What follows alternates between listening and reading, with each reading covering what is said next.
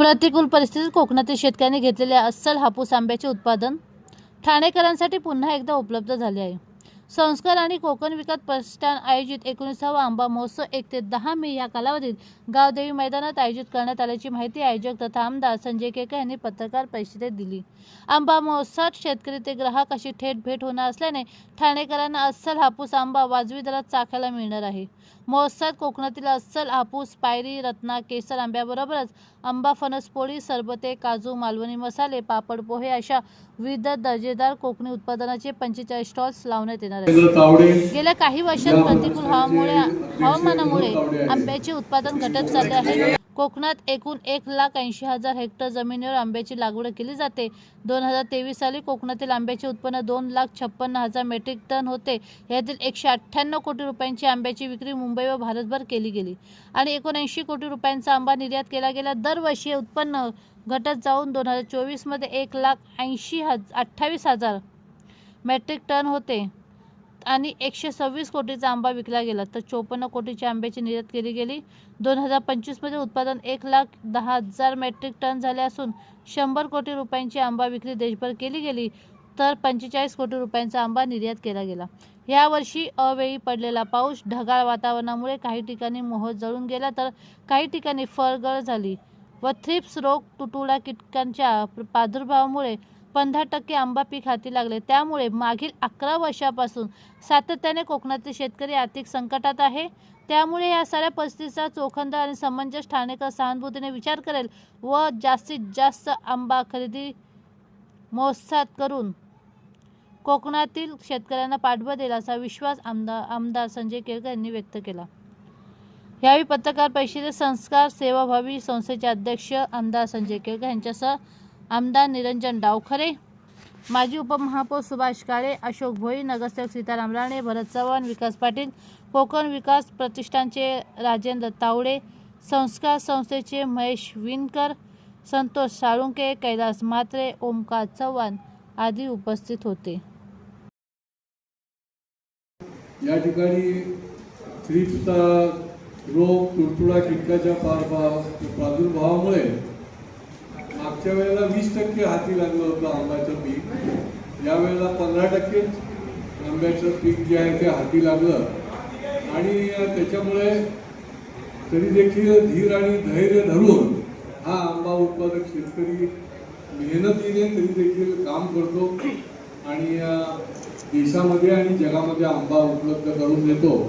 मी या आपल्या माध्यमातून ठाणेकरांना आणि सर्व परिसरातल्या नागरिकांना आवाहन करतो की अशा प्रकारे या आंबा उत्पादक शेतकऱ्याला आपल्याला ताकद द्यायला पाहिजे. एकत्रित त्या ठिकाणी 40 स्टॉल त्या ठिकाणी उपलब्ध होत आहेत. आपण नेहमीप्रमाणे 5 स्टॉल जे आहेत ते बचत गटांकरता ठेवतो आणि त्यांना मोफत पद्धतीने ते स्टॉल जे आहेत ते उपलब्ध होतात. इव्हन शेतकऱ्यांना देखील अतिशय सवलतीमध्ये आपण ते स्टॉल देतो. त्यामुळेच आपली स्लोगन आहे की हा केवळ उत्सव नाही, तर ही एक चळवळ आहे आणि या चळवळीमध्ये ठाणेकर ग्राहक जे आहेत ते नेहमीच सहभागी होतात, भरभरून आपल्याला प्रतिसाद देतात आणि त्याच्यामुळे या 1 मे पासून सुरू होणाऱ्या आंबा महोत्सवाला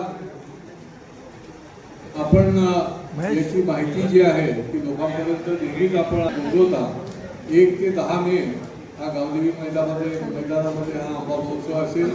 आंब्याच्या व्यतिरिक्त इतर देखील प्रॉडक्ट्स कोकणामधले त्या ठिकाणी ठेवले जातील आणि नेहमीच्या प्रमाणे जरी संकटात असला तरी आंबा उत्पादक शेतकरी त्या ठिकाणी येईल आणि ठाणेकरांची आणि आजूबाजूच्या, कारण ठाणे जिल्ह्यातली लोक येतात, त्यांची देखील दर्जेदार आंबा देऊन आणि वाजवी दराने आंबा देऊन सेवा करेल. धन्यवाद. प्रमाणे संस्कार आणि कोकण विकास प्रतिष्ठान यांच्या माध्यमातून हा महोत्सव ही एक प्रकारची चळवळ ही आम्ही दरवर्षी आयोजित करतो आणि 19वे वर्ष आहे हे आंबा महोत्सवाचं. 1 मे पासून हा आंबा महोत्सव 4 वाजल्यापासून सुरू होईल आणि 10 मेपर्यंत आंबा महोत्सव आपण आयोजित केला आहे. दरवर्षीप्रमाणे कोकणाचे सर्व भागामधनं आंबा उत्पादक शेतकरी याच्यामध्ये सहभागी होणार आहेत आणि विविध प्रकारचे आंबे आणि आंब्याच्यापासूनची निरनिराळी उत्पादनं, काजू असेल, फणस असेल, त्याची देखील निरनिराळी उत्पादनं, त्याचे देखील स्टॉल असतील. बचत गटांना आम्ही दरवर्षी स्टॉल ठेवलेले असतात, तर त्या आमच्या भगिनींना देखील बचत गटाच्या स्टॉल उपलब्ध आहेत. मी आमच्या ठाणेकरांना आणि पूर्ण आसपासच्या नागरिकांना आवाहन करतो की वाजवी दरामध्ये दर्जेदार आणि सेंद्रिय पद्धतीचा आंबा आपल्याला जर हवा असेल तर एकच ठिकाण आहे, आंबा महोत्सव, गावदेवी मैदान, ठाणे.